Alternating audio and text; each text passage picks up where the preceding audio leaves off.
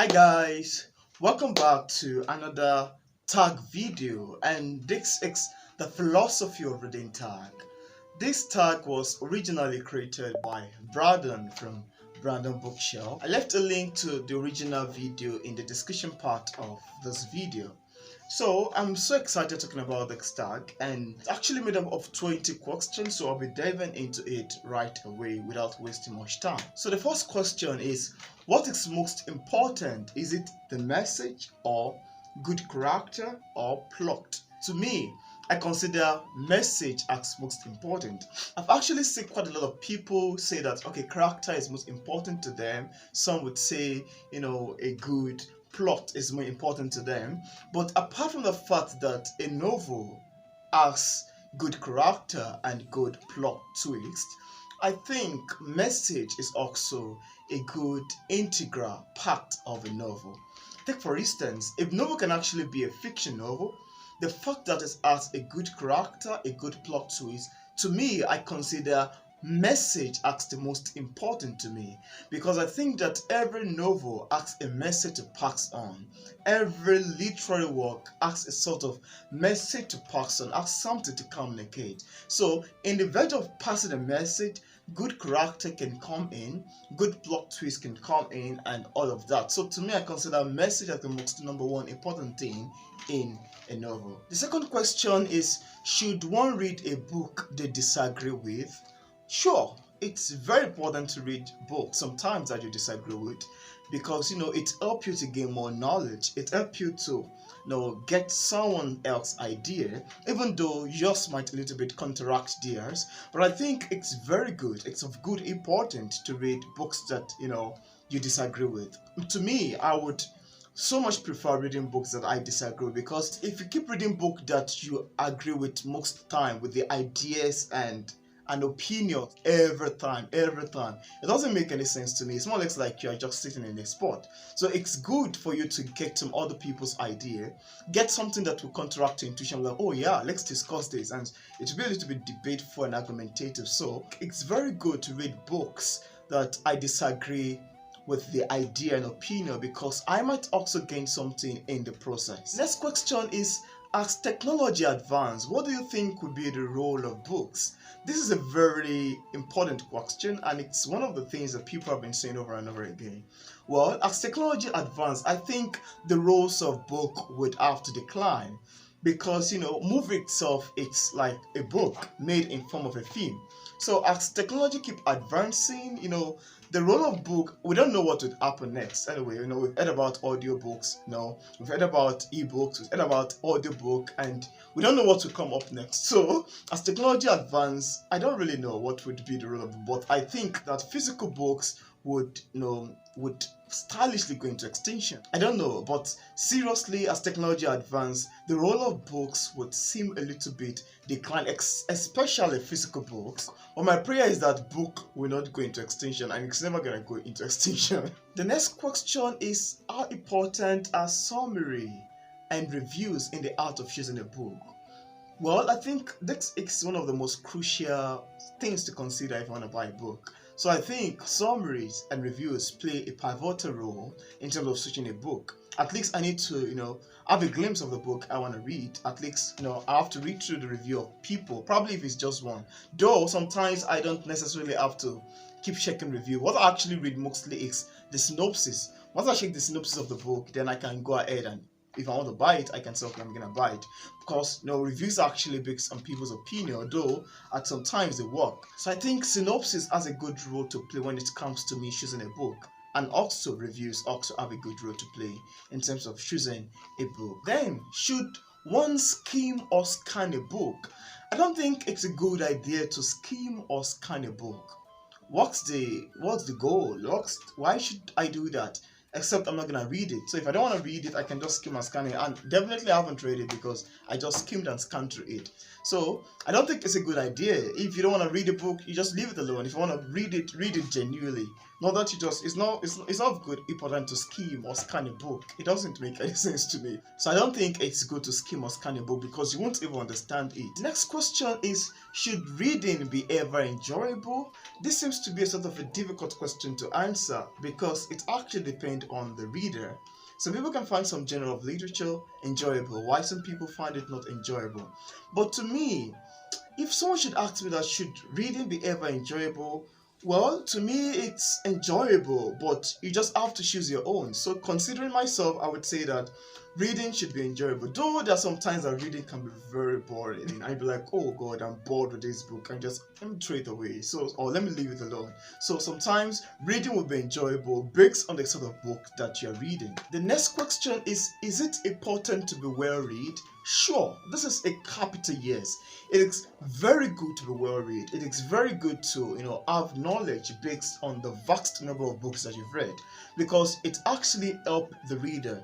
Apart from reading novels or some other things, reading is actually something that is very, very good. So I'm of the opinion that it is very important to be well read. Well read will make you to be, sound intellectually. It would help you make some right decision, and it makes someone to be well informed and knowledgeable, having read, extensively. So I consider that, to be well read is actually a good trait, and I'm actually looking forward to that. There are a lot of books that I wish to read, and I haven't had the time to read it. So I think it will be very, very good to be well read. It's a good characteristic, and anyone who is well read will never regret it. The next question is, what is your book buying process? Well, I cannot remember the last time I bought a book, because most time if I want to buy a book, if I see a book that I love to read, there is this particular Google Drive that I do go to. I just search for the name of the book. It's actually a platform whereby you can actually access free ebooks. So if there's anything that intrigues me and I want to buy it, I'll just go there, type the name. In as much as a famous book, or it's a sort of book that it's actually, I think it's like a website. It's like a website that contains books that got leaked into the public domain, and it's actually bad because I would like, oh God, do the author really know that this platform exists where somebody can actually type the name of your book and download it for free? I think it's somewhat fine because most people actually do it, and those sites seem, I don't know if they're actually legit or not legit, but I see that they have this sort of ranking. It's actually Google Drive. I think I will leave a link in the description below if I'm able to do that. You can actually go there, type in the name of the book you want to read, and then to bring it out, then you can click on download it, download automatically. Even textbooks. Yeah, I remember I once downloaded a linguistic textbook in Time Packs. I think it's over 435 pages. And when I saw it, I was like, wow, that's great. So that's what I actually do. Basically, if there's any book that intrigues me that I want to buy, I'll just go into the Google Drive, search for the name of the book. So apart from that, most of the books I've read on this channel are coming directly from the author.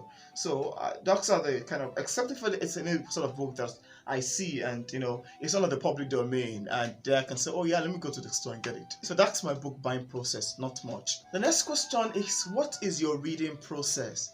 Well, this actually depends on the motivation that I have or the energy that I currently have. Sometimes I read 3 books in a week. 3 books in a week is actually very small. I'm actually looking forward to improving myself, improving my reading techniques, but there are actually a lot of things to do apart from reading a book.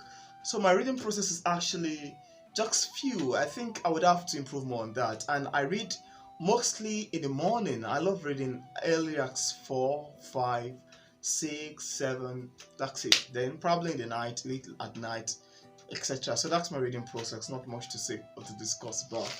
The next question is, if you could download a book to your brain, would you still read it?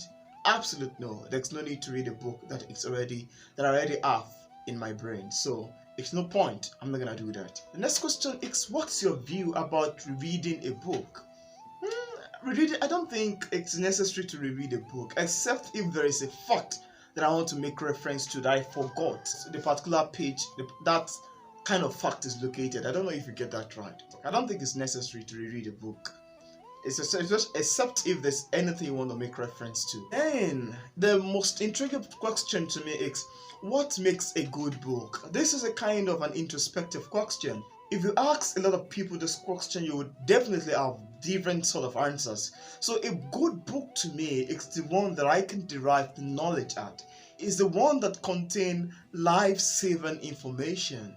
And it's the one that has good character, good plot twist. A book that actually contains life-saving information would definitely have a good character or good plot twist. Well, I don't know. You can actually just talk about. I think this is the kind of thing that you can't just give a direct say. It's something that it's based on perception and depending on the book you're reading. So a good book to me is the one that asks good information. It's the one that I'm able to derive senses at. And I'm not just reading for pleasure, but I'm reading and I'm also learning something in it. A kind of book that speak volume to me, a kind of book that make me think and ponder on my nature. So those are the kind of book I consider a good book. So the next question is, what makes a bad book? Well, it's very simple. I just have the words and now it's the opposite side. A bad book is the one that I read and I couldn't derive any senses at. A bad book is the one that I couldn't even understand what the author is trying to communicate. The plot twist is nonsense, the characterization is rubbish, the writing style is awkward, and you can just understand, like, what's this? I think I read a book in time parts that fell under this category and I was like, wow, this is too bad. This is very, very awkward. Then I had to drop it abruptly. So the next question is, how do you feel about not finishing a book? Well, I don't feel anyhow. I don't have a particular sort of feeling attached to me not finishing a book, because if I don't finish a book, probably I don't like it, because I can just stop halfway. There's a particular book I was reading in time past. I read up to page 83 and I couldn't understand anything. I just have to drop it. So I watched another booktuber video and she was like, and I make such comment that I read a book up to page 83 and I couldn't derive any sense in it. So she said I should start from page 100, and if I read from page 100 upward and it's not making any sense, I can throw it away. So my idea about not finishing a book is actually I would take it as the book fault. Probably I do not agree with it, or I don't like the way the writing style is, and everything just seems like a jump to me. Should the author personal life matter at all? Well, it doesn't matter. I don't care what your personal life is in terms of reading a book. In as much as you have a book out there that is life-saving, that people will derive value at. So I don't think the person's life, should matter enough in terms of choosing a book or reading a book. Now, if you could read one genre for the rest of time, what would that be? Wow! Then I would love non-fiction and biographies. Then sometimes I would also love to read history. So if I should read one genre for the rest of time, I would love non-fiction, I would love biographies. Then, do you ever read a book without knowing anything about it? I've never done that. I've never read a book without knowing anything about it. At least I should have a glimpse of what the book is really all about before I pick it up. So there's no way. It doesn't even make any sense, to read a book you don't know anything about. It's funny. At least if you're picking it up, then you can check the front page, check the back page, check into the synopsis, and know a little bit of what the book is really all about. So I don't really consider it a good idea. The next question is, what author, series, or genre can you not just get into, and why? Well, I don't have any answer to this. No answer, no idea. Then the last question is, do you think everyone should read?